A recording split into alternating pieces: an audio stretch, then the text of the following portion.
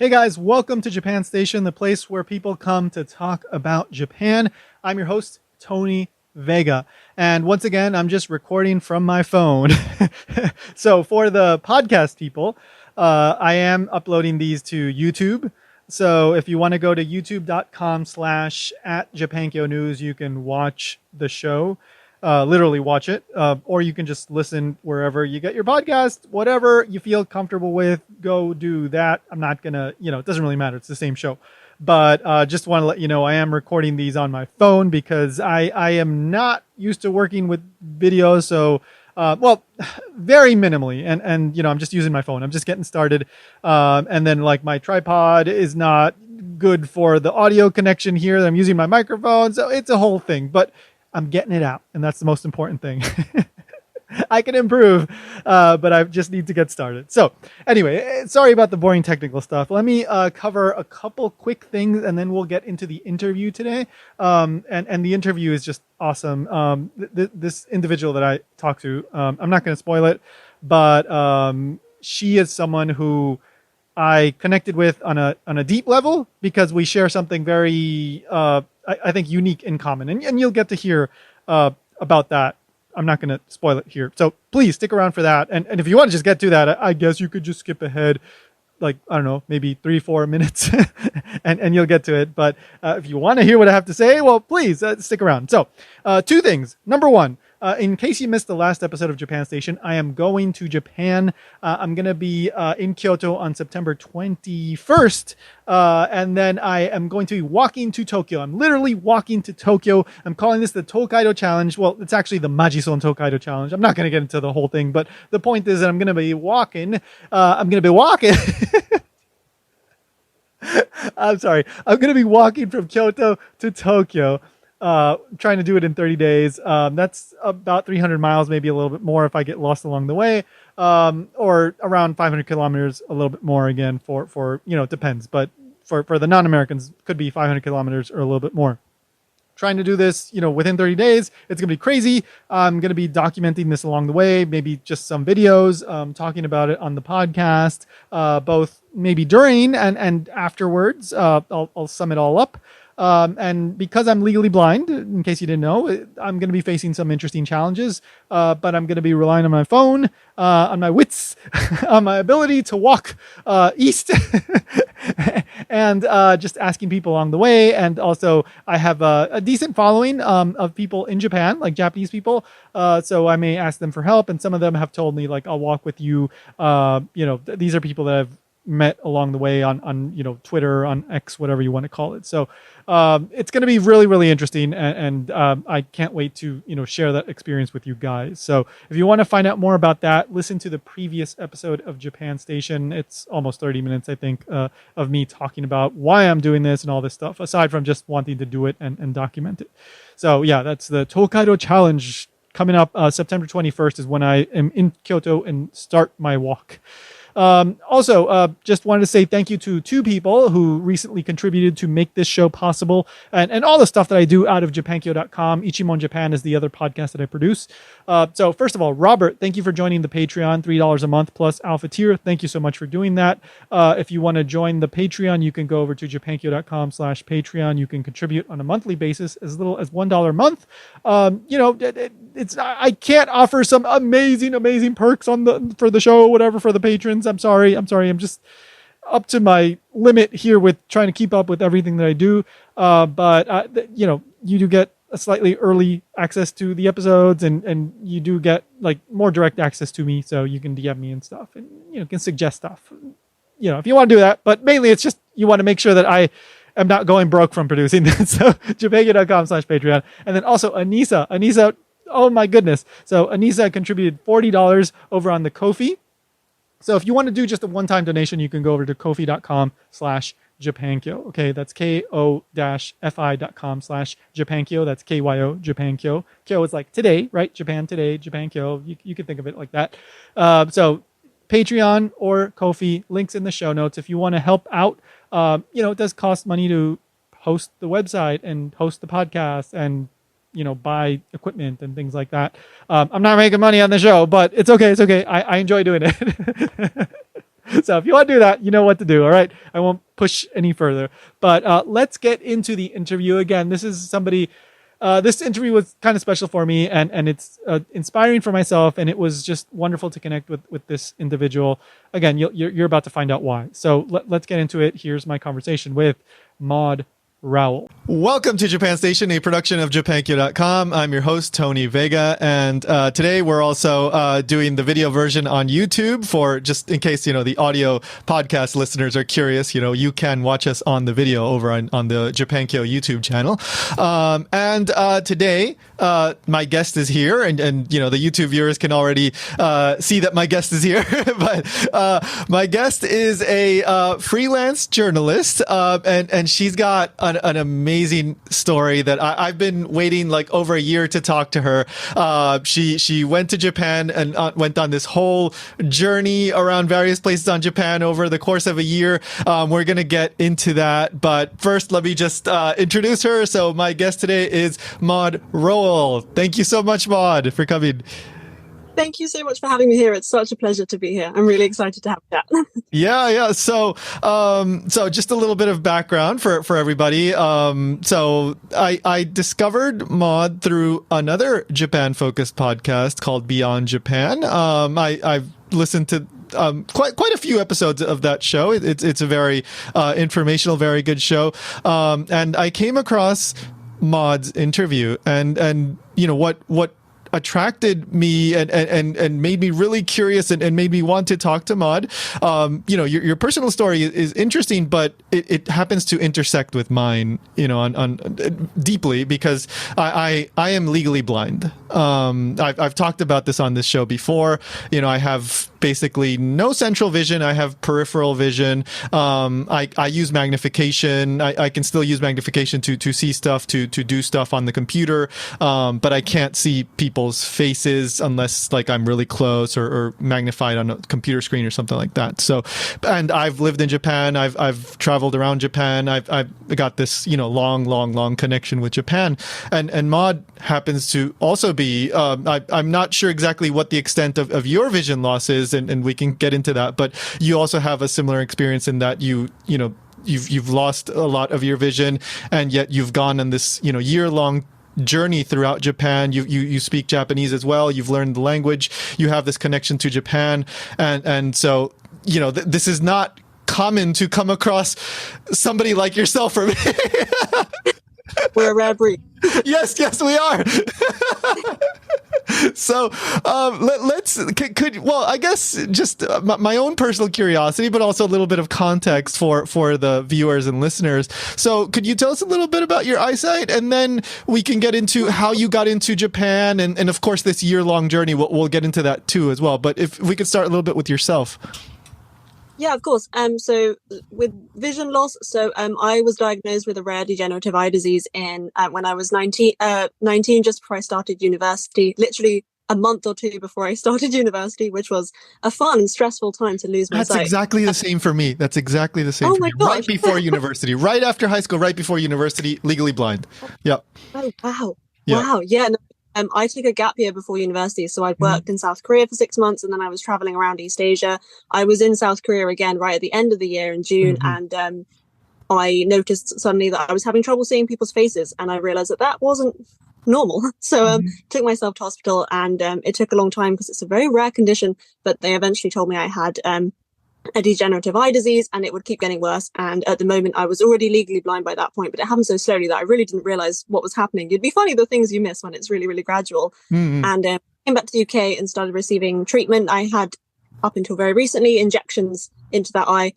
And it sounds a lot like, very similar to yours, actually. So it was characterized mainly by central vision loss, which means that I can't see people's faces. I can't see detail, but I had peripheral vision, and I could see kind of colors and shapes and get a vague kind of sense of things. And you work out a lot from context, and your brain actually does a lot of the work in vision, as I'm sure you know. So often if I know roughly what I'm supposed to be looking at, my brain will sort of Photoshop it in for me. But actually over the course of the last year, which, as you mentioned, I've been in Japan for a year, it actually has become significantly worse. And so now I'm at a stage where I've lost almost all the vision in the eye that used to be my good eye, which is now definitely my bad eye.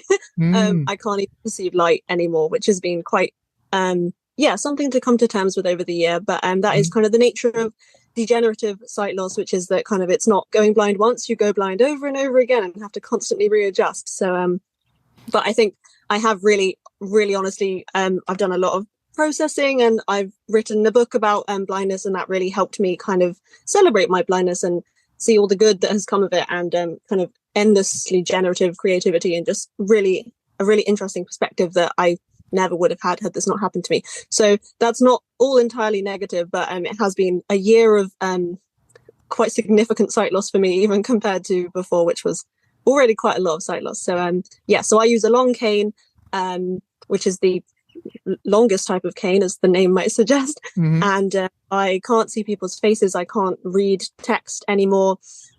I've now crossed the line into I can't magnify things anymore. I have to have them read to me by text to speech or various other bits of tech. So yeah, it's kind of transitioning into almost fully audio based things. And as I mentioned, because this has happened over the last year where I've been quite busy traveling, moving back to the UK has meant I've got quite a lot of learning to do, I think, in the next few months. I'd really like to learn braille now, I think, and I'm really excited about that. The prospect of a tactile language is honestly fascinating to me, especially as someone who already has an interest in languages. And so, I'm kind of excited about that journey. So, that's what's to come in the vision realm. Right. I mean, any change, it takes, you have to get used to it all over again. It's a constant process, and like my eyesight has been pretty stable, I think, so I haven't had any huge changes, but when I was transitioning, I had to learn a lot of different stuff. You figure out ways to get things done, and I think this past year of you being in Japan and traveling around Japan, I mean that exactly shows that. But just to let everybody know, you have written a book called Blind Spot, right? And that is about blindness and I didn't get a chance to read it, but it seems like it's about infrastructure and traveling and various aspects of blindness. Is that accurate? Yeah. So if I'm allowed to, just plug for a minute. Yeah. It's a really short book, and we've my publisher and I worked really hard to make it really accessible. So whatever your reading needs, I'm pretty sure we've got you covered. There's an audio book. It's on both the American and the UK. I'm spacing on the name of it, but it's a website where you can access books if you have any kind of reading disability and access them in whatever you need. It's across all the things. So if you're interested, please do go and check it out. It's a really short book, and it's a collection of essays on various things to do with blindness. But it was such a pleasure writing it and researching it, and all the people I got to interview all around the world, from Italy to Mali to South Korea. It was an amazing thing to be able to write, and I worked really hard on it, and I'm quite proud of it. So if people are interested, please do go and check it out. And I just really hope it will challenge people's ideas about blindness, because there's a lot of ignorance. People don't really understand what it is, that it's a spectrum and how it manifests itself and what kind of effect it has, and what people who have had blindness throughout history have done with that. Some really incredible things is the answer. So if you are, I not to toot my own horn, but I recommend my own book. Sorry. Yeah. No, absolutely. So I will include a link in the show notes for anybody who wants to check it out. So okay, so now we kind of have a rough idea of we have some context for you and your situation, but could you give us now some context about Japan? How did you get interested in Japan, and then we'll lead into the journey that you had in Japan. Yeah, of course. So when I was a teenager, I read a book called The Sailor Who Fell from Grace with the Sea, which I'm sure you will know is a novel by Mishima Yukio. And I'd never read any Japanese fiction before that. And it really just, it's a beautifully written book. Mishima is still to this day one of my favorite authors. I mean, his writing is just exquisite. But it really just made me realize that there was this whole part of the world that I knew basically nothing about. We don't really learn about Japan in UK schools. East Asia isn't really in any aspect of the curriculum, to be honest. So it was so different to everything I knew and everything I'd grown up with that it really kind of captured my imagination. And from reading that book, I read other works of Japanese fiction. And just like the more I learned, the more interested I became. And so when it came time to pick a university degree, I read Japanese studies as my undergrad at the University of Cambridge. So that was 3 years in the UK with a year in the middle in a university in Japan. So that degree was language, history, culture, all kinds of things. And it was really, really amazing. I have no regrets about choosing that program. Yeah, I learned a lot of which I've now forgotten, which makes me quite sad. But it was good at the time. And yeah, so Japanese started as kind of an interest in literature and kind of became kind of my life for 4 years. After that, I didn't really know what to do with my life. I've always wanted to be a writer, but it's hard to do that as a structured career where you can also pay. So I decided to do a master's degree in journalism. I always hoped I could kind of mesh the two things together, my interest in Japan and kind of language ability with writing, and journalism seemed like a good way to kind of start a career in that area. Halfway through that master's program, the COVID lockdown started here in the UK, and they were pretty strict. So I was kind of trapped at home for a little bit. I've been living with my parents because they're in London, and my master's degree university was in London. Made no sense not to live there. And it was over the kind of COVID years that I wrote the book I was just talking about, and also that I applied and was very grateful to win something called the Holman Prize, which is run by Lighthouse for the Blind and Visually Impaired, which is a charity based in San Francisco.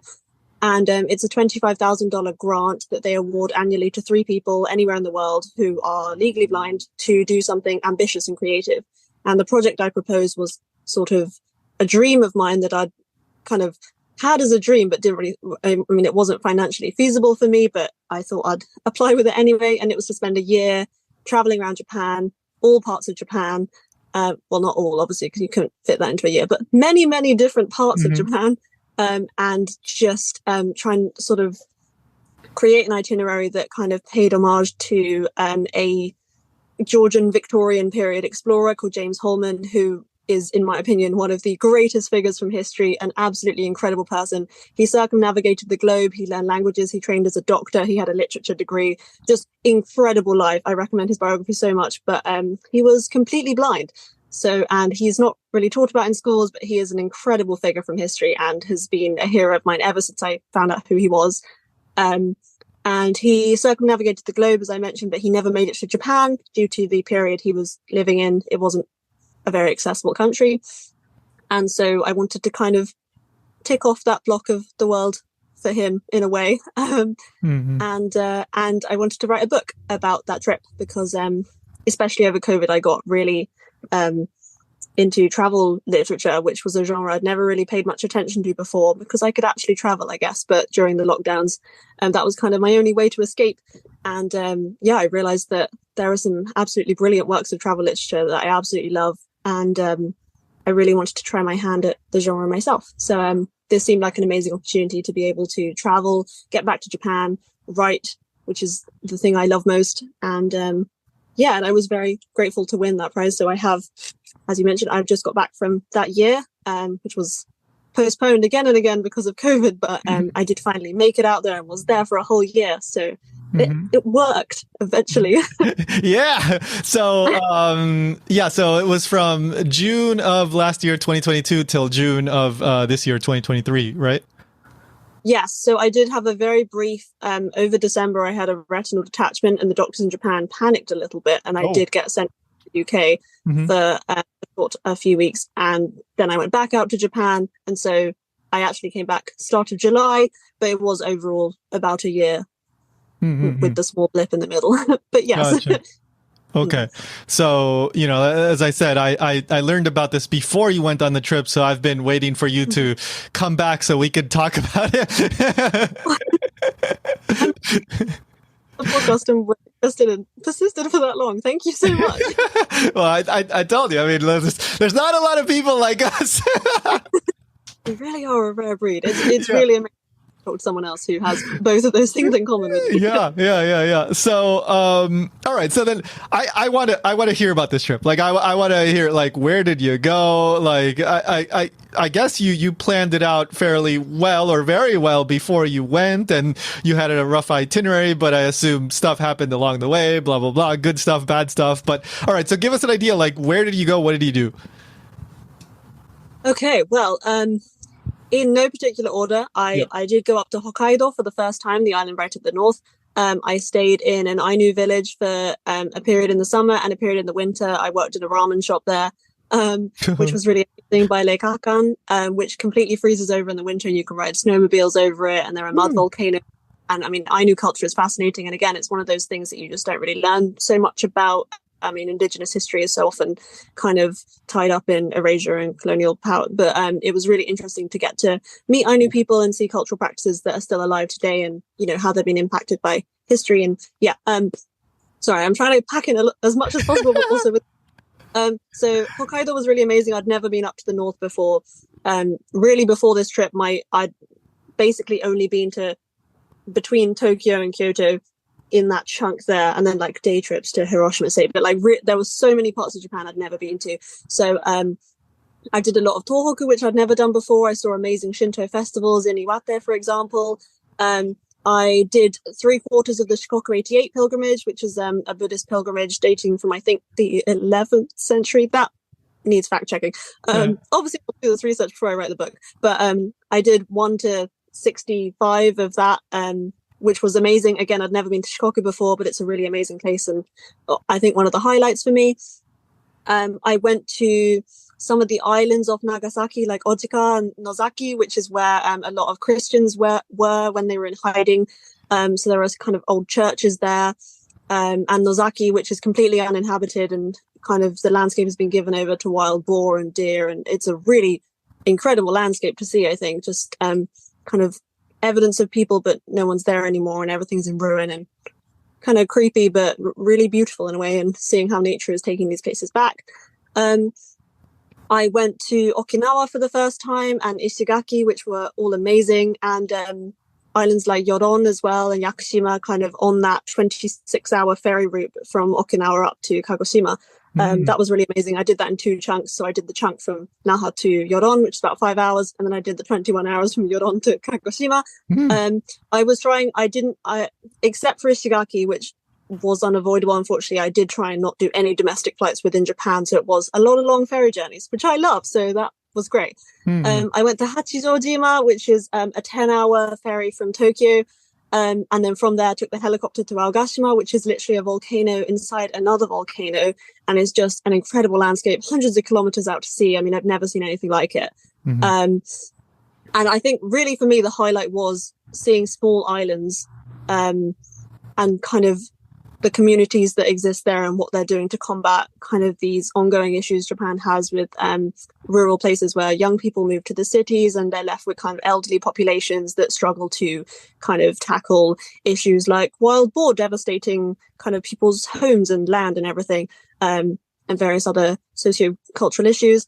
But just seeing how people kind of rally together as communities, especially in small islands, it has just been amazing. And that's definitely been the highlight for me, just small islands and the people who live there.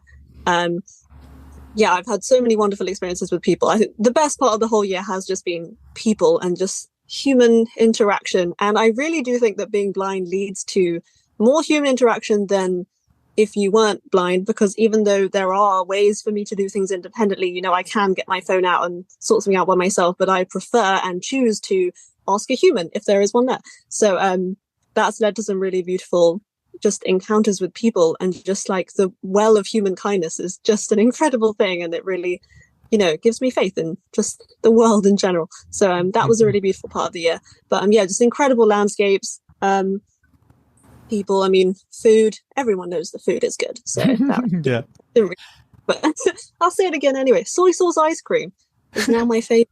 Really excellent. But a huge variety of things. I was really lucky to go to so many different places, so varied.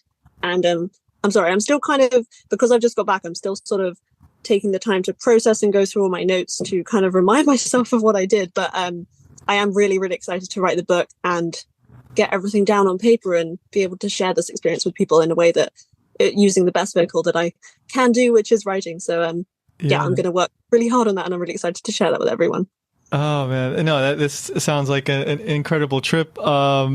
So how did you like plan this out? Did you, I mean, for given that it was a whole year, obviously you weren't planning like a hotel for every single night. So like, how was it? Did you just have the rough itinerary and then you kind of figured out beforehand, or like what was your process like? I'm afraid that anyone who was involved in talking to me over this year will tell you that I am very disorganized. And a lot of it was incredibly spontaneous, kind of, oh, I think I'd like to go here. I'll just have a quick Google of where I can stay. Yeah, I'm definitely not someone to take advice from on this issue, but I will say that I was rewarded far more times than I was punished for traveling very spontaneously, by which I mean that quite often when you're traveling, especially when you have the freedom to spend more time in places and be really flexible, things come up and people will invite you to things, or you'll decide you love somewhere more than you anticipated you would and you want to spend longer there. And so a lot of really amazing experiences I had were because I didn't have things locked in enough that I could say that I had to say no to things. So I will say that I still despite all the times it's burnt me, I'm a really big fan of spontaneous travel if you have the luxury of the time to do that. Obviously, I understand if you're going for a much shorter trip, you can't really afford to not know where you're staying or anything. Right. But yeah, that was the amazing thing about having a whole year and no kind of fixed plans. I had very few things before I left that were absolutely locked in. One really amazing thing I did that was locked in was I did a 2-week program of events at Meiji Jingu in Tokyo, which for listeners who is a big Shinto shrine in the city. And but that was honestly sort of the only thing that was locked in for the whole year. Everything else was sort of, I had a kind of bucket list, if you will, of places I wanted to go. And that kind of changed and evolved over the years. People kind of recommended things to me. I was always really keen to hear which places people loved or thought were interesting. And honestly, places became more meaningful if I knew they had meaning to other people and could kind of feel that from them. Being shown around by locals and getting, people introducing you to their home and seeing how much they love the place they've lived or grew up in is really meaningful and really imbues the landscape with a whole new kind of value for me to, yeah. So yeah, spontaneous travel is good, but I think it was helpful kind of having a list of things that I knew I wanted to do and would kind of work hard to slot in, especially because Japan, as you know, has very distinct seasons, unlike the UK. We just have sort of one season for the whole year that kind of jumbles around. But so it was kind of slotting things in for the season that I wanted to see them in, if that makes sense. So yeah, I'd say seasonal organization, but otherwise pretty rough work on my part, which I ultimately don't regret. But definitely not someone to come to for kind of holiday planning advice. Well, I mean, you had, a whole year and you had a, decent budget, and the cheap yen, that certainly, I'm sure, helped a lot. Yes, it definitely did. Yeah. Like just 4 years ago, that money would not have lasted as long as it does now. So, yeah. That was a nice little, it worked out nicely for you. Absolutely. So, one of the things that I personally, really like about Japan is that it's so easy to get around most places. Of course, once you go to the really, really rural areas, then like anywhere, you may have to get a car or something. But like for the most part, the public transportation system is incredible. If there's no trains, there's usually buses, or like you said, sometimes there's ferries. And for me, coming from somewhere in the US, I was living in Florida before now I live in Hawaii, but that really is a car like place, right? If you don't have a car, it can be very inconvenient to get around. So, when I started living in Japan, it was just so wonderful to just not have to rely on anyone and just get on the train, go see my friends, do whatever I needed to do. I could walk, I could do whatever I want. So what were you primarily traveling by yourself? And I guess just really relying on the public transportation system? Yeah. So, there were 3 points in the year so there were two-week periods where my partner came out from the UK, and then I was with someone for the time that he was there. A friend also visited from the UK who I saw for a couple of days. So those times I was with someone for that time. Otherwise, I was largely by myself a lot of the time. I've realized that I talk to myself and sing almost constantly because I'm so used to being on my own now that I forget that other people do this. But yeah, largely completely by myself. yeah, I mean, another amazing thing about the year was just making friends over the year. I felt like before I went to Japan this time, England felt like my home because that's where all my friends and family were. But now I really feel like there are so many friends I have scattered over Japan that it feels like home too. And I feel kind of split between the two. And that's really in large part due to this last year, just meeting so many amazing people all over the country. So yeah, there were things I did with other people, which was always really special. But the majority of the year I really was by myself and using public transport. As you say, Japan has really excellent public transport networks. Like the trains are excellent, and but also just really well set up to, like, they want to help you to use them. Mm-hmm. So just little things like you can. I found. I'm trying to think of like a coherent example, but my brain's just wandered off. La la la. Yeah, just really great transport networks, and people are just really kind and helpful. And because Japan has, there are a lot of people employed who are quite often just kind of in stations and there to help you in a way that I think in the UK there just aren't as many people just around who could just help you out. In Japan, stations have loads of people who will take you to the right platform or do things like that.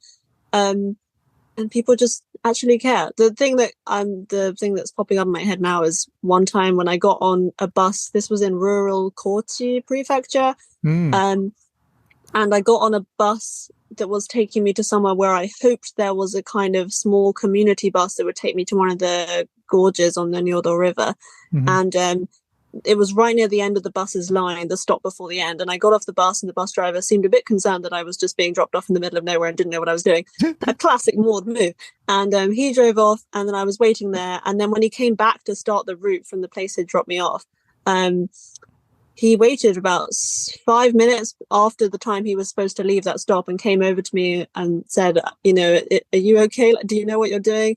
And he read a sign that I hadn't seen that said that the community bus didn't run on the day I was waiting for it. So he waited with me and called a cab and like sorted it all out so I knew how to get to the place I was going, and like missed the first 8 minutes of his route maybe, but just because he wanted to make sure I was okay, which is things like that. And that's one of many, many, many, many stories I have from the past year of just people being lovely. And yeah, that really warms my heart. But yeah, just people who actually care and like want you to be safe and will help you out. Yeah. I forget. Yeah. But yeah, nice people, good trains. Yeah. No, I mean the trains are wonderful, and like the you can actually hear the announcements. Like I don't have to see the signs. I can just listen and I know where I am. I can know, oh, I shouldn't get on this train because this is the local. I should wait until the next one comes. Like, I understand Japanese, so I know not every single announcement has both English and Japanese. But since I understand Japanese, like I can largely navigate just by listening to the announcements. And that is so helpful, so wonderful. So... Yeah. Lots of people don't know that there's a lot of meaning behind the audio announcements as well. The way that when you have two platforms side by side, there'll be a male voice on one side and a female voice on the other, so you don't get them confused when they overlap. Or how the jingles on the Tokyo Metro are different for every single train. I mean, lots of people notice that, but it's so helpful when you know these shortcuts where you don't have to look for signs. You hear a noise and you know what it means, and then my train is coming in now. Oh, the doors are about to shut. You know all these things without looking. It's just a really refreshing environment where it's not just sight that is required. You can use your other senses. There's birdsong near exits, or there's water sounds near toilets. Or quite often the toilets will literally just say, this one is quite often not translated into English, but as you say, like, we both speak Japanese, so this is fine. They will literally say, this is the women's toilet, the men's toilet is to the left. That's so useful to hear from a distance, so you know where you're going and you can adjust accordingly. And it's a really excellent example of how these things that make environments accessible aren't just for some would say small numbers of disabled people for whom they are necessary. They are helpful for everyone. You don't have to be blind to find that useful, to know in advance, oh yeah, so I'm walking towards the wrong door, it's actually on the left. That's really useful for everyone. So Japanese train stations are a really excellent example of access working for everyone and why that's so important. So always really... Yeah, even like this past time, I was in Japan in June, so like a month ago, but there was this one time I was in a train station in the general, I think actually technically it was Chiba, but I was in a train station. I was like, oh, I kind of need to go to the restroom. And I just stopped for a second. and I heard the announcement of, the men's room is on the right and the women's room is on the left. They go, oh, there it is. Okay, so I just walked over and it was there. Like, and that's not the first time that's happened where I was just kind of walking and I heard it and I go, yeah, okay, I'll go to the restroom. Yeah, it is just so it's so refreshing. Yeah. Japanese really know what they're doing. Yeah. And then of course there's the they call it the kiroi tenji buroku, which literally the yellow block, what do they call it, like braille blocks on the ground. I'm literally translating here, but like that are, so I'm sure people that have traveled to Japan have noticed this, but for me this actually can be helpful. And okay, geez, I should explain. Well, we should explain what this is, right? So, like on the ground, there are like these lines, these raised like lines or little bumps that can kind of guide you to like a train station. And for me, for example, like I've gotten lost before, and I didn't know which way the train station was, but then I found that, and I go, oh, I must be near either a train station or an important location, because those like block things on the ground, those lines are usually only around like important locations. So that helped me out like one time. Yes, no, they are great. And Japan is really good at having them, at least in urban areas. And actually, I found out over this year, I didn't realize this, but tactile paving was invented in Japan, in Okayama Prefecture. So I was wondering about that. Thank you. Huh. Yeah, and but one of the most amazing things to do with tactile paving that I've seen in Japan is that so often in the UK we have tactile paving, but then people kind of forget that it has a function. So when there's, say, construction work, they're not thinking about the fact that they're obstructing tactile paving, and that maybe a blind person will come along and be like, I can't go forward, but I don't know what, like, you haven't given me any. In Japan, I've seen like temporary tactile paving that they'll kind of stick on to guide people around construction. Just that level of consideration for other human beings is just really wonderful and really, really amazing to see. So yeah, Japan doing a good job on tactile paving in urban areas. I will say in urban areas is important, because Japan is kind of hyper accessible in some environments, like train stations, as we've said. And then you'll also find, as I'm sure you know, vast swathes of the country that just kind of don't have pavements and have these huge deep gutters with nothing kind of protecting falling in. So it's a bit like, kind of, there's no in between. It's like there's everything or there's nothing. So that's always a bit of an adventure. There's no, very good point. And of course, you do get into some rural areas that don't even have sidewalks, and as you said, there could be like these deep gutters that you go like, oh my god, like even a car could like fall into this. So no, it's dangerous still there. So I assume, like, for example, so for anybody that doesn't know, Shikoku is well known for the 88 temples pilgrimage. It's you walk around the island, there's 88 temples. You did most of it, so I assume you must, and Shikoku is quite rural for the most part. Like, there's some cities here and there, but even the cities are not that big. So I assume you were walking in some pretty rural areas. Is that true? Yeah, that's right. And climbing some mountains, and as you say, Shikoku, very rural. The infrastructure is limited, let's say, in many areas.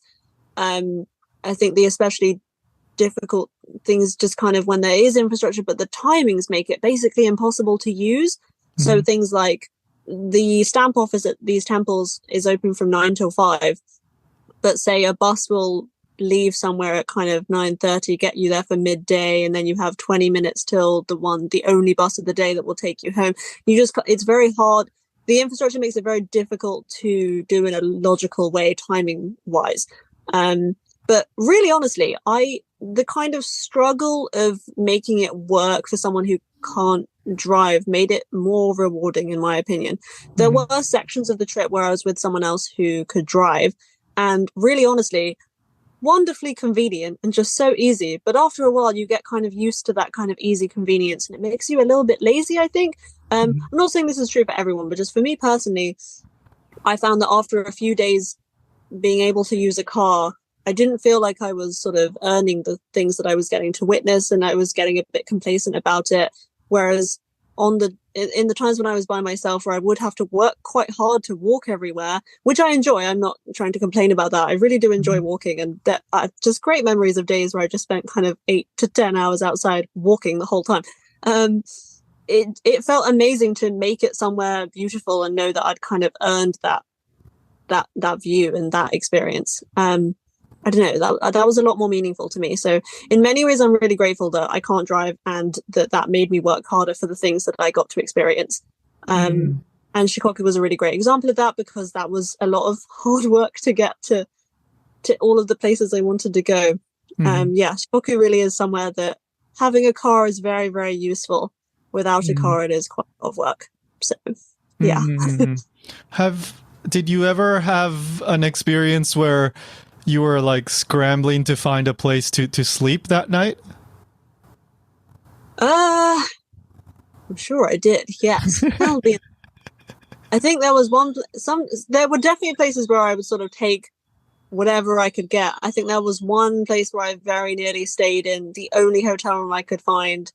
I think I did eventually find somewhere that wasn't this, but it was like a king size love hotel room with a karaoke thing. And to be honest, I was quite excited about that prospect. But there were definitely places where I would have chosen to stay somewhere else, but I'd just take what I could get. But nowhere really awful. I think I was quite lucky. But no, there were times that it was quite stressful. I didn't really know where I was staying the next night. But ultimately, everything was fine, and I was not sleeping on the street at any point. So, that it all worked out fine in the end. In Shikoku, did you stay in like any temples along the way? I actually didn't. I really should have, but no, I didn't stay in any temples, even though I have heard great things about lots of the temples along the route.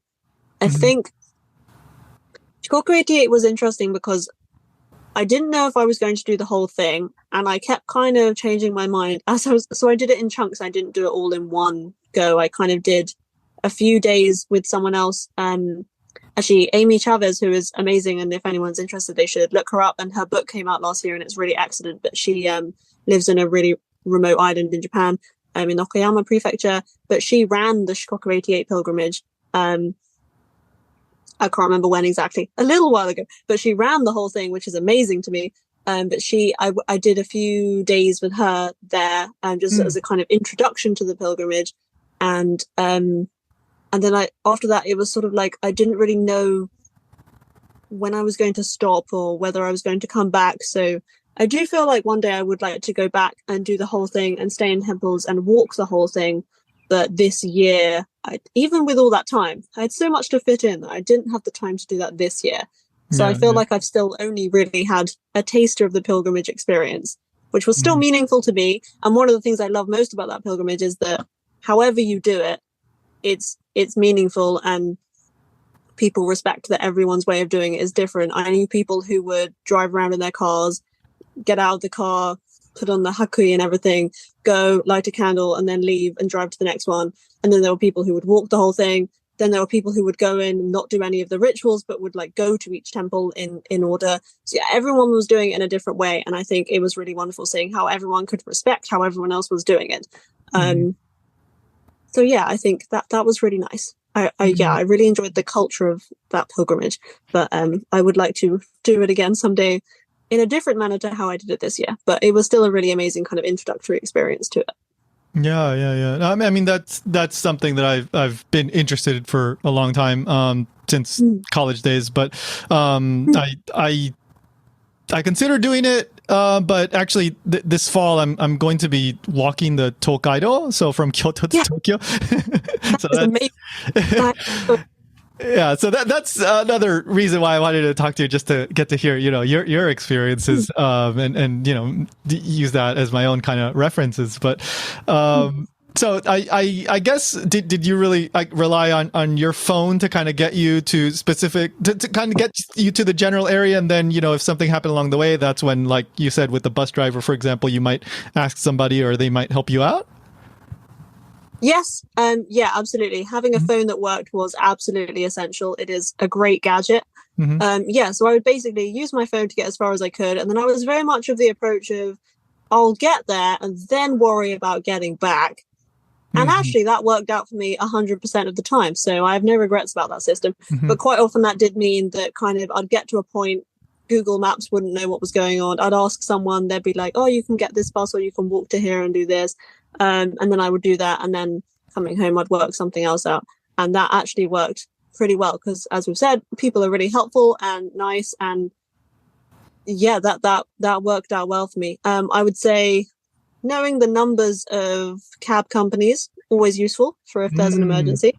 Some areas don't have cab companies. That's also good to know in advance rather than thinking that you'll get somewhere by cab and then realizing you can't.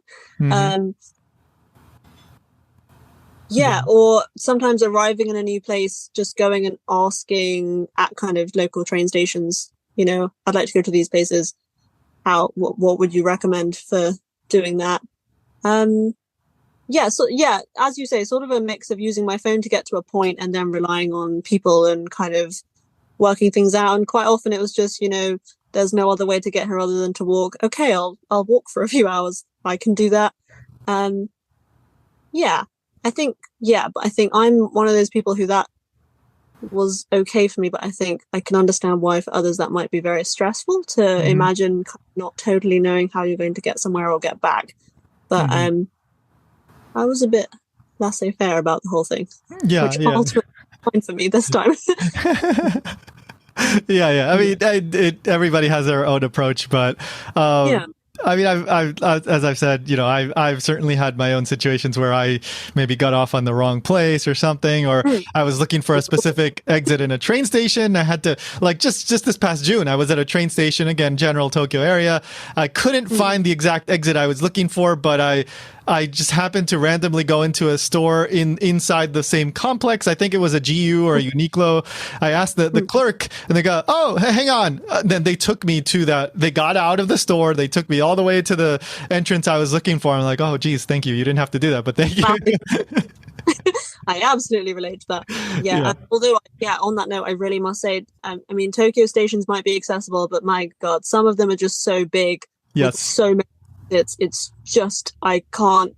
It reaches a point where I'm just like, I just need to be outside so I can kind of orient myself. But I can't if I'm underground and everything looks. It's just so overwhelming. I mean, tens more exits than the biggest stations in London. I mean, it's just no comparison at all. And there are so many of that size in Tokyo. It's really overwhelming. So those are really intense. But I think you definitely don't have to be blind to find those incredibly overwhelming and easy to get lost in. Oh, so, absolutely. We're all in. So which would you say was your like favorite, most or surprising maybe? I mean, maybe it might be difficult to pick a favorite, but something that you weren't expecting and you go like, oh my God, this is like, I'm so glad I came here. Ooh, so hard to pick. Honestly, everywhere I went was really meaningful, and I'm really glad I was able to do all those places. The place I was most glad to reach, if this is sort of an answer to your question, was probably Aogashima, only because, I mean, it was amazing, but because it was so difficult to get there that Aogashima is the one where you have to get an overnight ferry to Hachijojima and then from there a helicopter or a ferry to Aogashima. But the ferries are very unreliable because if the weather isn't right, then they can't dock on Aogashima, which doesn't really have beaches. It's kind of cliffs all the way around. Wow. It's very hard to. I think that. Okay, I think the ferry had a kind of 30% success rate. The helicopter was slightly higher, but again, it was so weather dependent that you had no way of knowing. You can't predict what days the weather it's going to be windy or whatever. So, and you have to book like a month in advance. So you have no control over that, and that's very stressful. And so, it was a huge relief to be able to get there and actually experience this really incredible place that I was really lucky to go to. I mean, not very many people get out there. It's just so much work. And to safely make it back to both the Hachijojima and to Tokyo, which we weren't sure was going to happen. So that was really, I was very glad to have been able to have that experience that worked out. Although honestly, I did find out I'm a bit of a hare-onna over this year. With the listeners who don't, I'm very lucky with the weather when the sun is always out pretty much wherever I go, which is nice. even places where looking at the weather forecast before I got there, it was kind of thunderstorms every day, and then I'd get there and the weather would be perfect. So I think I'm honestly charmed. So that worked well. But really, honestly, the whole year was really positive. I just feel very, very lucky to have had all of those experiences. And so yeah, I'm really sorry. I can't really pick one thing.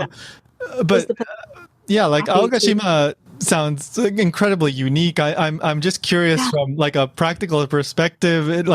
So we know it can take maybe you get to the island before there and you can't even get on the helicopter. So there's all that risk. But in terms of cost, like what does it cost to get out to Aogashima? Because I mean, if you're going to be in a helicopter, that's not a 150 yen train ride, right? Like. Yeah, if only there were a train.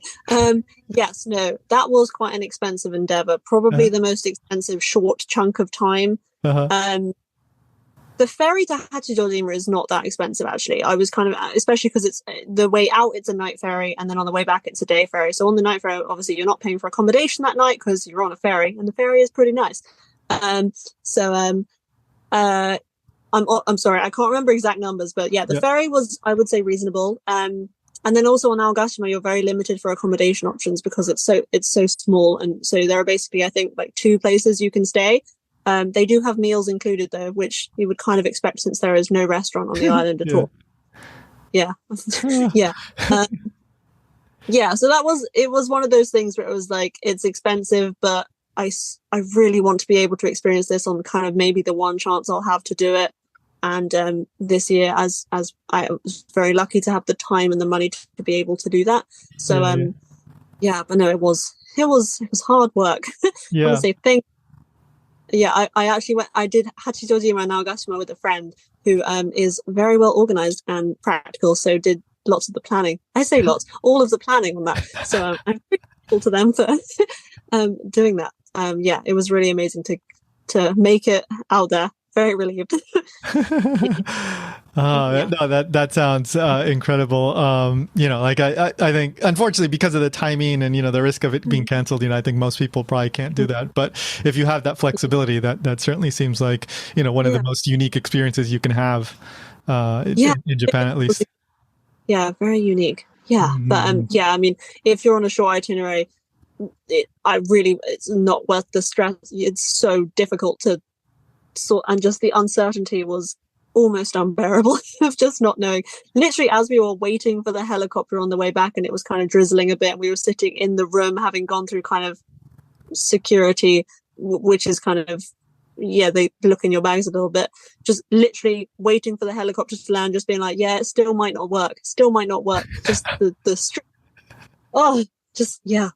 so stressful. But hey, that's what makes for a good story, right? So always got to have stress and a good story. Yeah.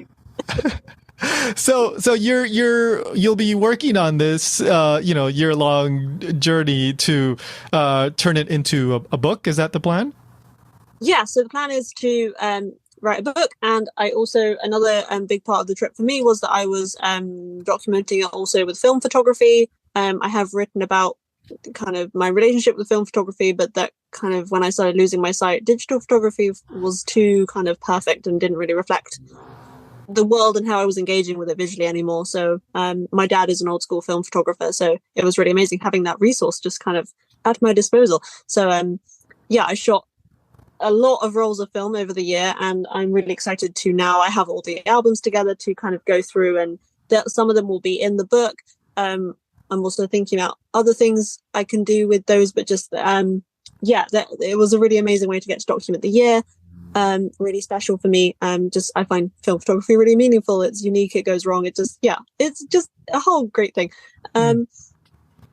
Possibly something else more visual, an exhibition or something. But there's pans in the fire. There's frying pans in the fire. But yeah, definitely a book, and I'm really excited to write that. Just a great year. Lots of really amazing experiences that I'm really excited to relive through researching and writing the book. No, I mean that sounds wonderful. So, what? Of course, you already have the other book that we mentioned, Blind Spot, and I'll include a link in the show notes. But where, if people are want to keep up to date with what you're doing, or want to for example, know when the book comes out, like, is there social media or like a website or something that people should check out? Yeah, I'm afraid I don't have a website, though. I maybe should think about doing that. I am on social media. It's just my name, which I think is pretty unique, so you should find me quite easily. I have an Instagram account that I used while I was in Japan. I'm afraid I am a little behind on that one, but I will get back to that. So if people are interested, especially in the Japan year, that's at Where Birds Won't Go, with full stops in between each word. But it's also linked through my the account with my name on, so hopefully people can find that quite easily. But that's a lot of pictures from the Japan travels, and as I say, it's a little bit behind at the moment, but I will be updating that soon. I've also, if you give me a Google, there are other articles I've written that might be of interest. One about James Holman, who I mentioned before, the blind explorer. So just if people are interested, I'd be very honored if they would look up some other things I've done and connect with me on social media. That would be really awesome and really cool to meet other people interested in Japan and just all the things that you talk about on your show. So once the book comes out, that you can just let me know. I'm happy to let the listeners know, remind them, so you can just keep in touch. I'm looking forward to it myself. So so links in the show notes, of course. But Maud, thank you so much for I'm so glad I got to talk to you. Thank you. Thank you so much. Such a pleasure, and just good luck with your trip in the autumn. And I'm so excited to see that when it happens. That's amazing. I'm quite jealous. Wish I could just... Well, you were just there a year, so I'll be there a few weeks. But no, thank you.